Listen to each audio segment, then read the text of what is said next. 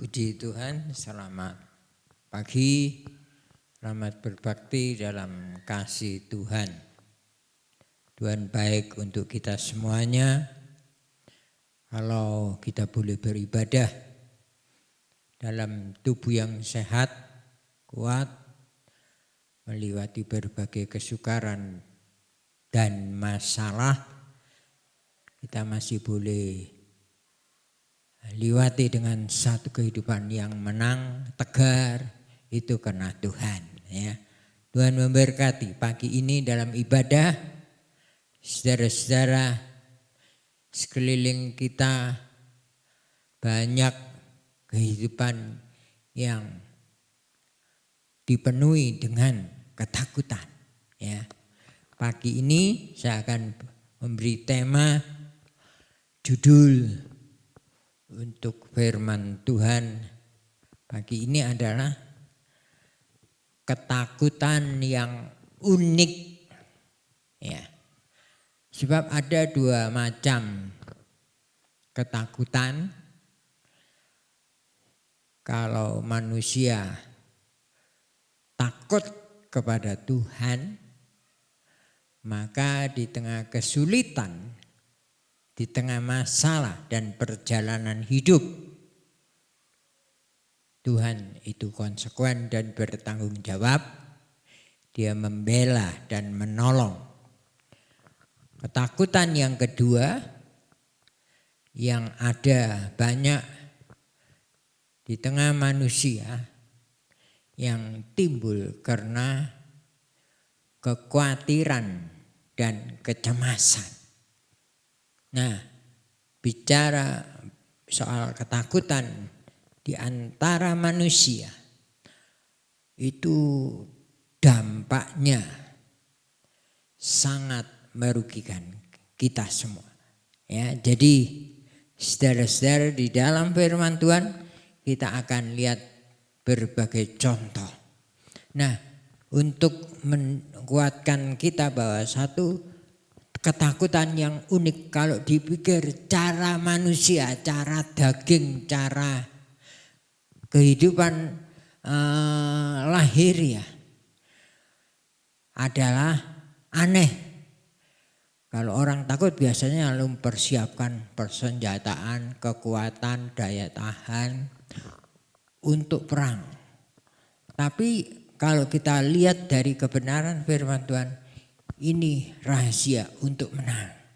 Kita baca sama-sama dalam kitab 2 Tawari pasal 20 ayat yang ketiga. Saya akan bacakan 2 Tawari pasal yang ke-20.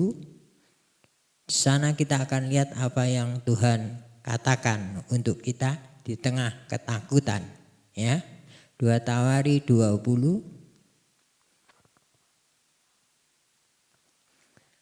ayat yang ketiga. Saya mulai saja mulai awal pasal 20 itu kemenangan atas Moab dan Amon yang dialami oleh seorang raja yang namanya Yosafat. Ya. Saya bacakan pasal 22 Tawari 20 ayat 1 sampai 3. Setelah itu Bani Moab dan Bani Amon datang berperang melawan Yosafat bersama-sama sepasukan orang Miumin. Datanglah orang memberitahukan Yosafat. Jadi tadi dia tidak tahu, lalu informasi masuk memberitahukan kepada Yosafat suatu laskar yang besar datang dari seberang laut Asin, dari Edom, menyerang tuanku.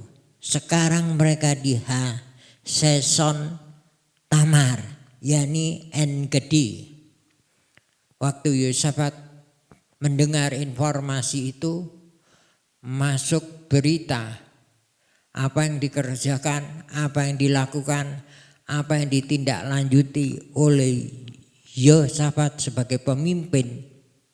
Sebab kalau pemimpin panik, anak buah akan terpengaruh juga. Ya, jadi kalau atasan, pimpinan, komandan itu takut, maka akan berdampak ke bawah. Tapi kalau komandannya tenang, atasannya, rajanya itu tidak gelisah, tidak panik, bawahnya juga akan tenang. Ayat yang ketiga apa yang dilakukan? Yosafat menjadi takut. Secara kemanusiaan dia takut. Secara kemanusiaan dia merasa tidak berdaya. Dalam ketakutan apa yang dikerjakan? Lalu mengambil keputusan. Keputusannya apa? Untuk mencari Tuhan. Nah, ini yang tepat ya. Mencari Tuhan, ia menyerukan kepada seluruh Yehuda supaya berpuasa. Puji bagi nama Tuhan. Pekerjaan Tuhan di sini juga hari-hari ini masih dalam masa masuk dalam doa puasa 40 hari.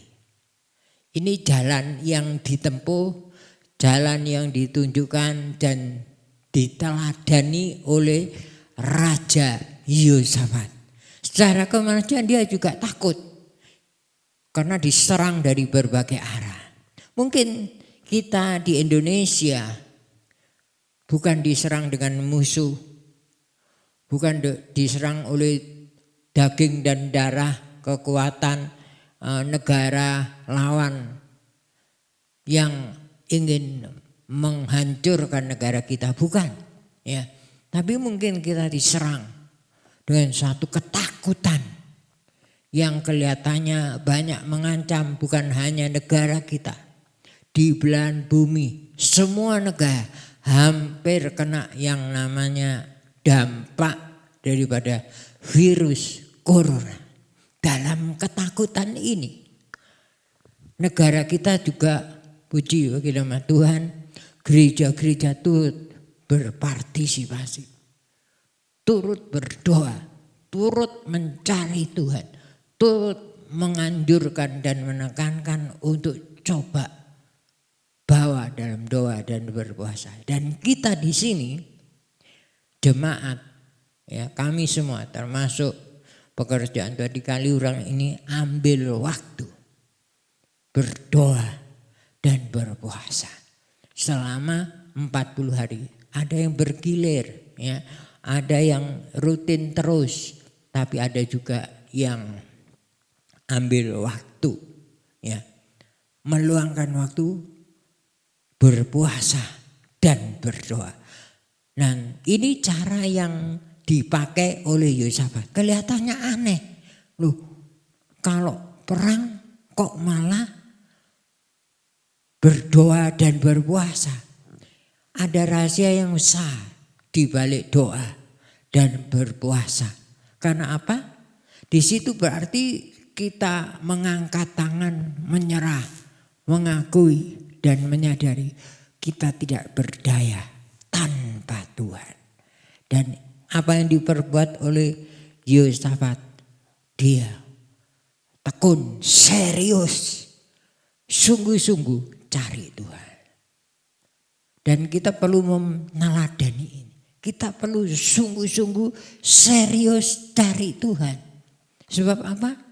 Menghadapi seperti virus ini, di mana secara kemanusiaan vaksin untuk menanggulangi atau obat untuk pencegahan belum didapat, ya, masih terus diperjuangkan.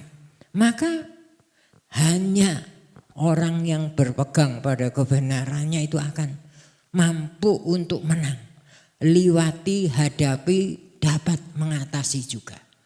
Dan Yosafat dia tahu kemampuannya tidak seimbang, ya, kekuatan lawan, kekuatan musuh lebih besar. Dia tidak berdaya.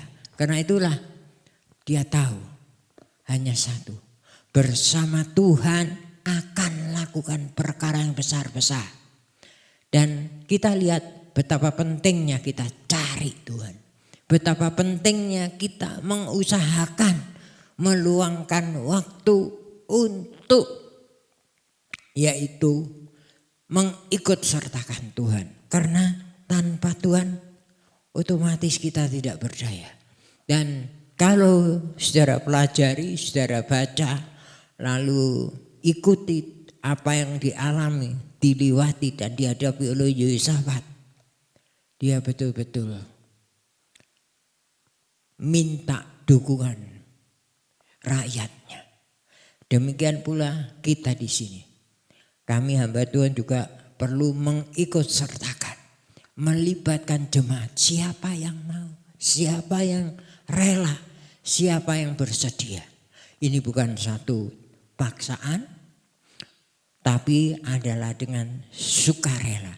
Dan di situ Tuhan akan memberkati, menolong orang-orang yang masuk mencari Tuhan dengan serius. Ya. Nah, di sini lalu kita lihat bagaimana Tuhan tolong dalam kemenangan. Ya. Sehingga kalau saudara baca di sana, Yehosafat liwati dengan suatu tangan yang yaitu teracung ke atas.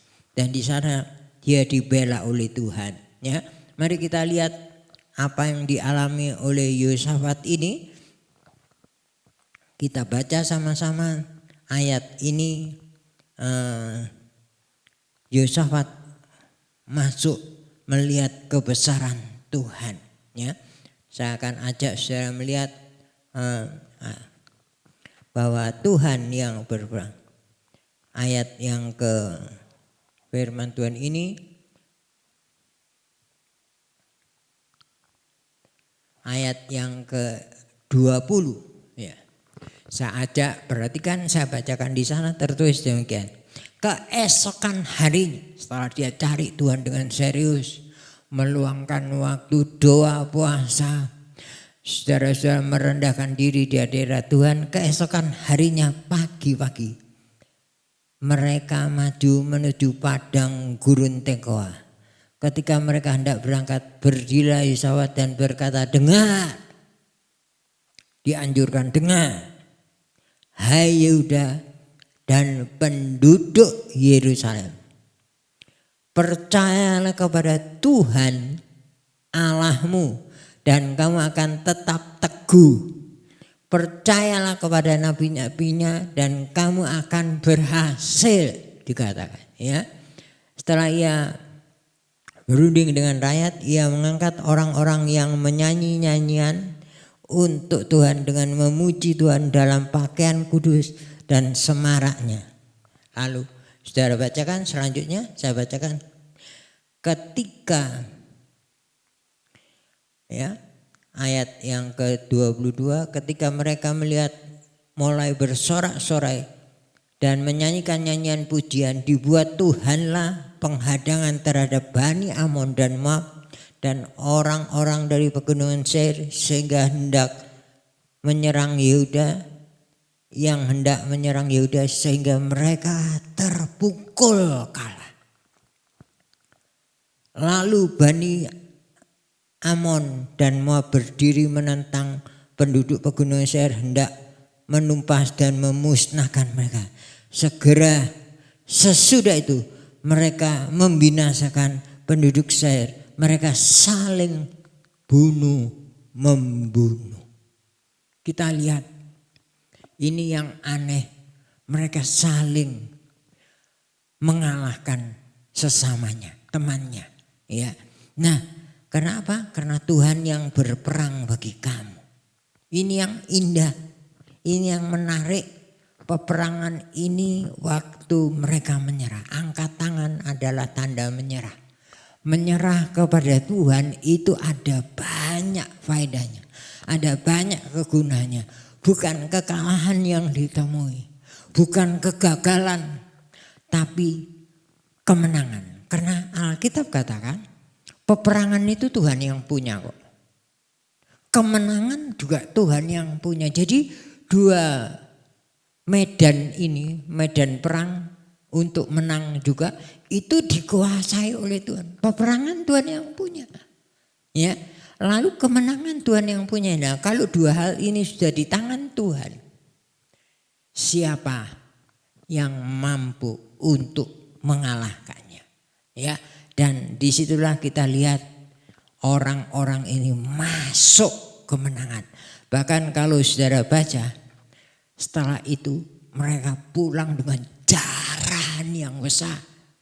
Ya, artinya mereka pulang dengan bawa suatu hasil, ya, bukan hasil kekalahan, pulang loyo, kemudian kehilangan sanak keluarganya, pulang dengan sorak kemenangan, membawa jarahan. Artinya dia pulang bukan dengan tangan kosong.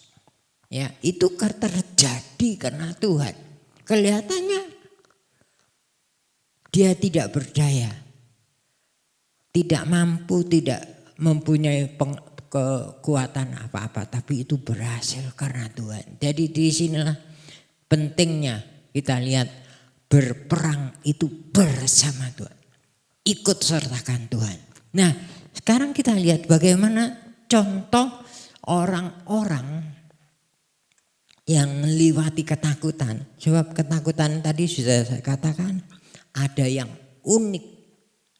Ya, ketakutan itu ada yang unik. Kalau tadi kita lihat keunikan dari orang-orang yang di dalam Tuhan adalah mengikut sertakan Tuhan, melibatkan Tuhan, dan di sana Tuhan bela dan tolong, tidak dipermalukan. Dan firman Tuhan juga katakan orang yang berharap kepada Tuhan tidak dipermalukan. Nah, sekarang kita lihat bagaimana dengan kehidupan orang-orang yang juga pernah takut. Siapa manusia yang tidak pernah takut? Semua pasti pernah dan tahu yang namanya mengalami ketakutan dan kekhawatiran. Bukan hanya orang luar, orang beriman juga sering dan suka mengalami ketakutan. Ya, tapi kalau ketakutan ini kita biarkan terus menguasai kita tidak berusaha untuk menaklukkan, kita tidak berusaha untuk menundukkan, kita biarkan saja, maka emosi kita juga akan dikuasai. Ya, pikiran kita dikuasai. Dan kita lihat Rasul Paulus katakan untuk masuk dalam cara Tuhan itu dengan pembaharuan pikiran. Pikiran kita ini dipengaruhi. Dan yang mempengaruhi apa? Izinkan pengaruh firman Tuhan. Pengaruh kekuatan firman. Ya, kata-kata positif, kata-kata hadapan dengan iman itu pengaruhnya besar. Ya, dan pikiran kita perlu dibawa masuk dalam hal perkara ini. Ya. Dikatakan dengan pembaharuan pikiran. Orang yang belum dibaharui hidupnya, artinya pikirannya, tindakannya nggak beda dengan orang dunia. Ya, mari kita lihat ketakutan dari yang dialami oleh 10 pengintai. Kita tahu waktu sebelum Tuhan bawa orang Israel masuk ke tanah perjanjian, Musa siapkan utusan delegasi untuk mengintai. Dari tiap suku diambil satu orang, ya, yang dipercaya, yang dapat tugas dan ditunjuk, ya, dari dipilih untuk jadi pengintai, intel istilah sekarang. Lalu dari 12 suku itu terkumpul 12. Tapi yang diliputi dengan ketakutan 10 orang, 10 suku diliputi dengan ketakutan. Yang 2 yaitu Yosua dan Kaleb ini dipelihara. Ya, dia tahu firman Tuhan itu kuasa, firman Tuhan itu hidup, firman Tuhan itu pasti ada hasil. Karena manusia hidup juga tidak lepas, apa yang Tuhan katakan itu pasti kejadian, pasti terlaksana, pasti terbukti. Nah, Yosua, Kaleb pegang ini, tapi yang 10 itu dikuasai oleh pandangannya, dikuasai oleh emosinya, dikuasai oleh situasi dan kondisi, takut, panik luar biasa. Ya, juga mungkin kita takut karena banyak orang sudah kena virus, lalu kita diliputi dengan ketakutan yang luar biasa.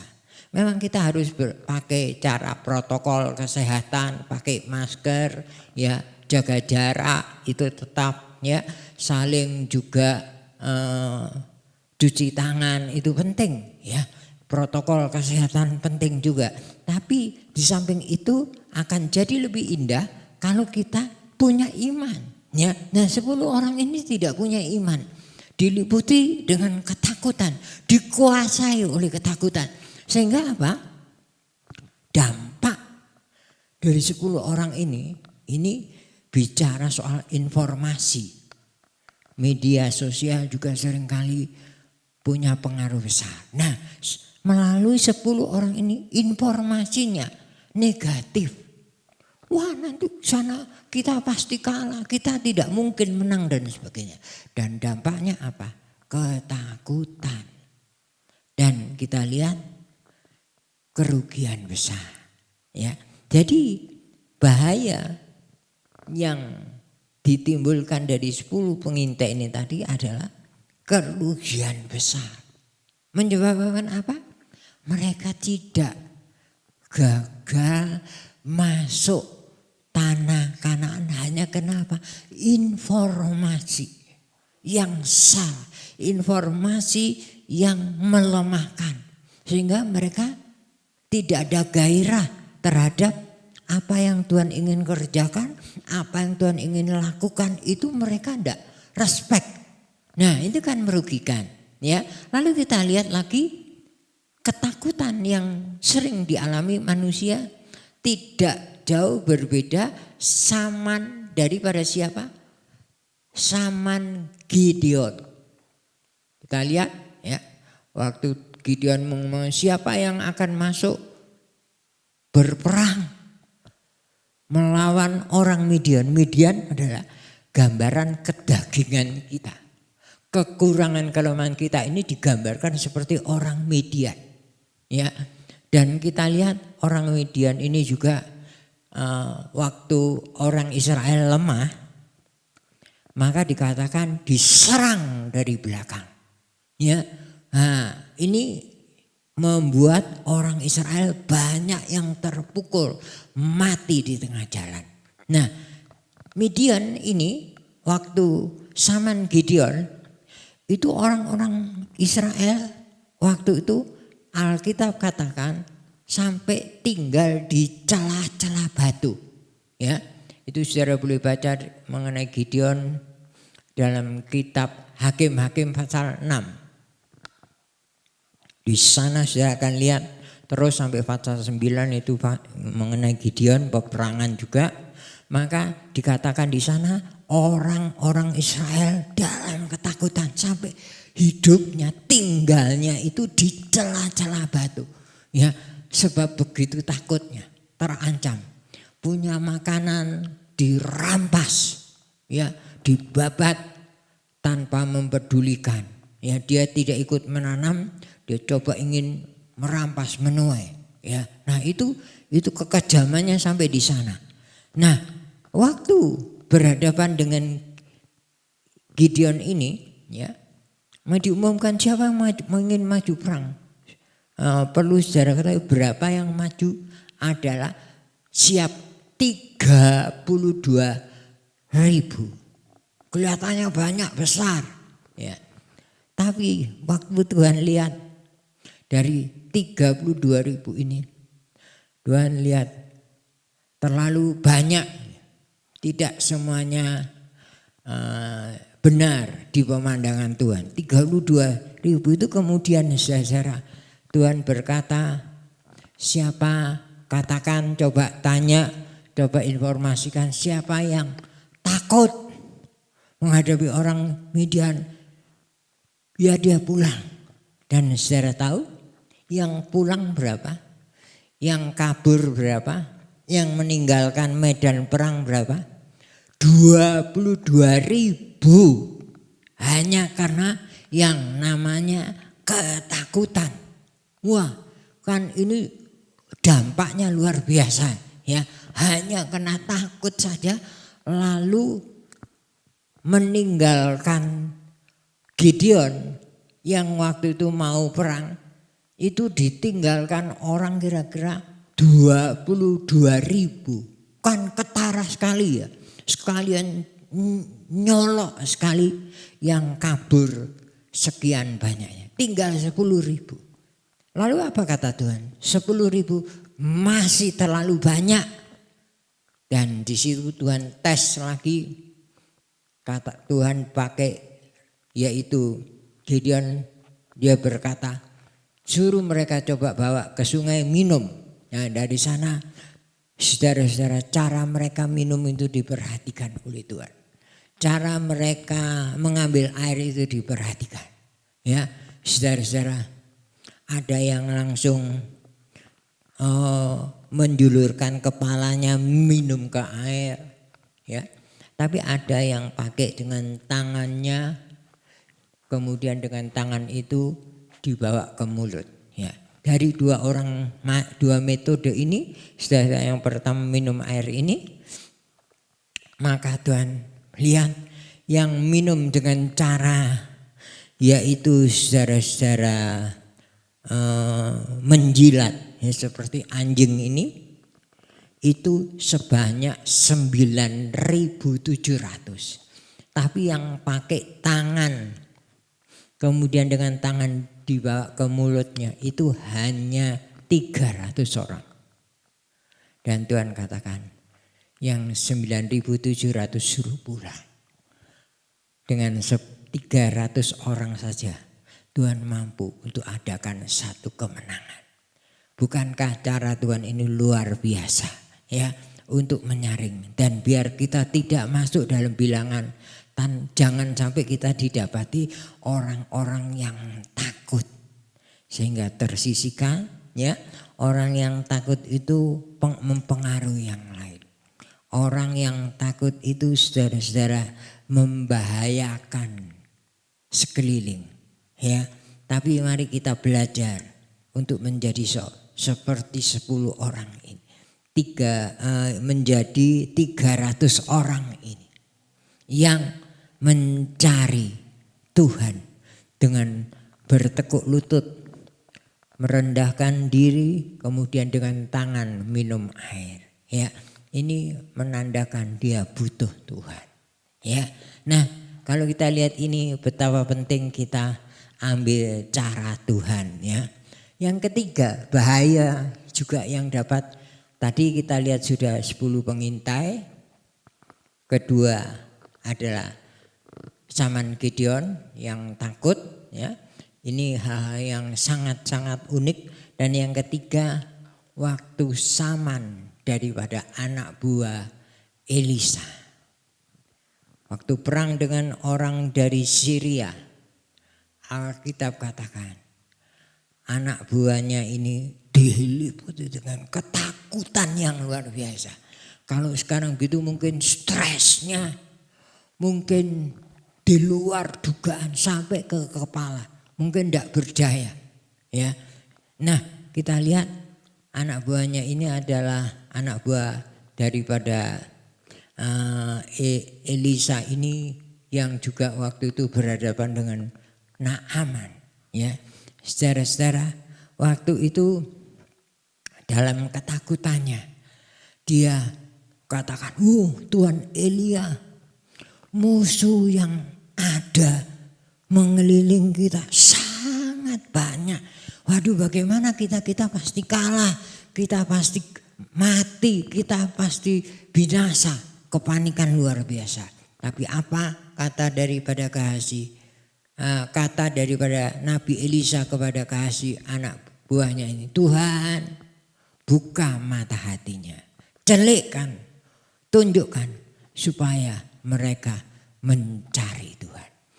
Dari sini kita lihat betapa pentingnya kita minta Tuhan bukakan mata hati kita juga untuk lihat yaitu perkara-perkara besar.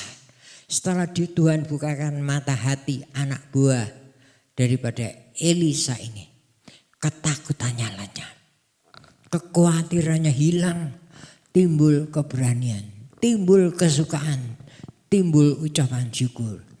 Bahwa Tuhan yang menyertai kita jauh lebih besar, lebih mulia, lebih hebat daripada musuh yang di depan. Mungkin kita tidak hadapi musuh secara jasmani, tubuh, daging dan darah, tapi kita menghadapi virus, menghadapi yaitu penyakit yang sudah menelan banyak jiwa. Dan Tuhan tetap jadi kota benteng kita. Tuhan tetap jadi perlindungan, dan orang yang berharap kepada Tuhan, Tuhan tidak permalukan. Ya, kalau tadi kita lihat Raja Yosafat dalam peperangannya, ya, Allah berperang untuk kita dan membawa pulang jarahan yang besar. Kemenangannya luar biasa. Saya percaya Tuhan juga ada di antara kita, ya. Tuhan pasti tolong kita.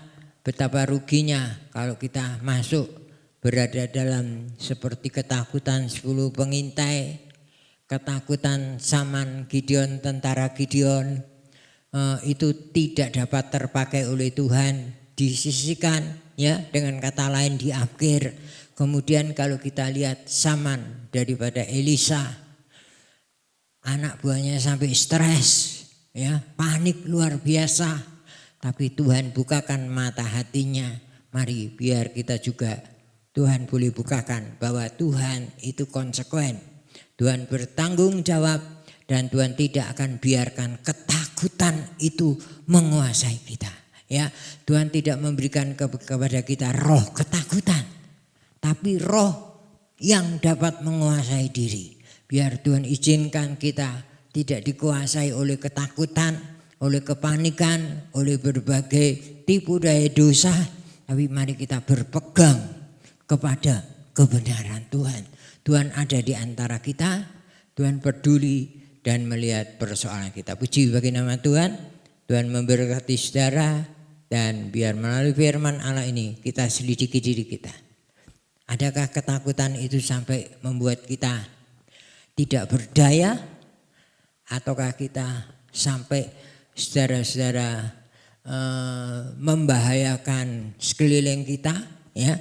Tapi ketahuilah Tuhan yang akan berperang ganti kita. Kalau saudara berpegang kepada kebenaran Tuhan ini dalam doa puasa ini, saudara akan lihat tangan Tuhan akan bekerja. Saudara keluar pulang mengacungkan tangan kemenangan, kebesaran Allah, dan saudara bau akan membawa jarahan. Artinya banyak berkat, banyak kemurahan Tuhan, banyak pertolongan Tuhan akan saudara liwati dan bawa melalui kehidupan ini. Tuhan memberkati.